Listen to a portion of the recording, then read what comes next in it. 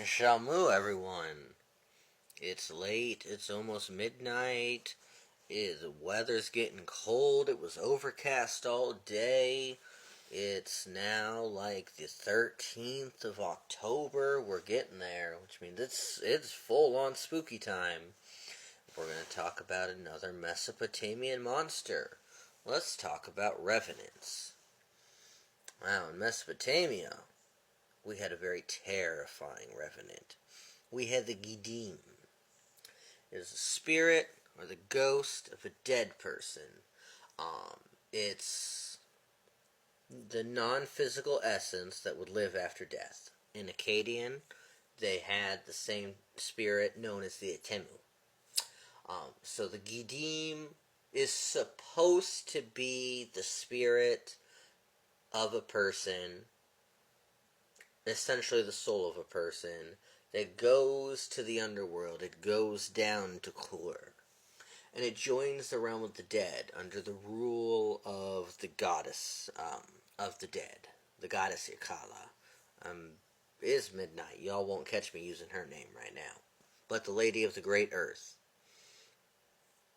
But if a person's burial was not done properly, if the spirit is much like the one we spoke of before, with the Akimu, if they're forgotten or neglected by the living, the Gidim can rise and become restless and dangerous.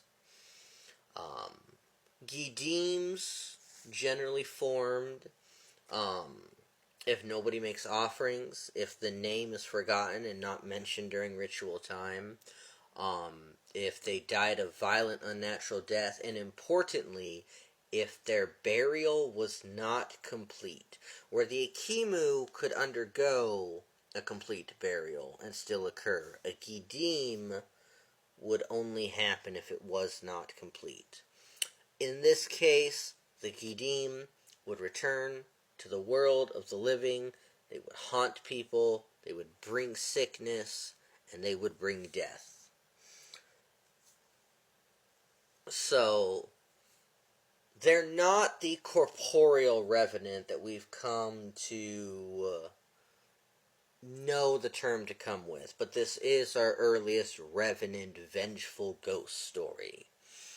And when they appear, they will appear in shadows in the room or in your dreams. They will cause nightmares, and they may appear in the corner of your room and demand food and drink from the living.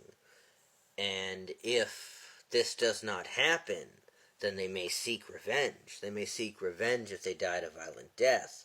And importantly, that sets them apart from a lot of the monsters and the spirits and the demons we see in Mesopotamia. The Gidim could possess you. The Exorcist wasn't Pazuzu possessing. It was the Gidim. That's what was happening. There was a Gidim bound to that statue. We'll talk. I'll do a little thing on Pazuzu, because my boy does not get the respect he deserves. But you would protect against the Gidim in the same way as any of these vengeful spirits, with Kispu regularly giving bread, beer, oil, incense to the dead, keeps them satisfied, keeps them at peace. Ritual words would send the Gidim back. You would call on Ea, Nergal, Shamash, or the Lady of the Great Earth for help. You could also place protective statues and symbols in that apotropaic way that we are so used to in Mesopotamian stuff.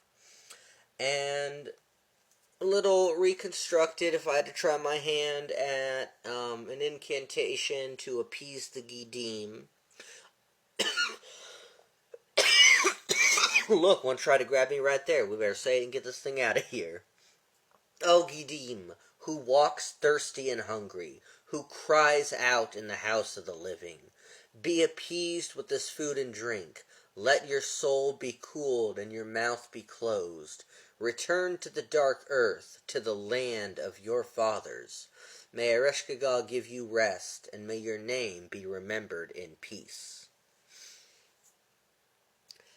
So an incantation like this would be done again, said by the Ashipu, by the exorcist priest, who would show up. He'd take account, take catalog of everything, um, find, say if it's seen lurking in a corner, then they would go to that corner. They would set out the votive and the kispu, the bread. They would send in some sort of apotropaic ward or symbol. Quite often Pazuzu, because he was used as the catch-all for these things, and he was very much the go-to. And then an incantation like this would be said, calling upon, like I said, Ea, Shamash, Nergal, the Lady of the Great Earth herself. We do not generally use her name unless we are actively wanting her attention, or we are informing someone of, like, an incantation or a prayer. It is believed, very similar to, in Greek with Kore, with Persephone, that the name wasn't used, and you used the title the goddess, or you used the title of her realm. Same, we can see this in, a similar thing. We're getting a little too far in this one because I still got time.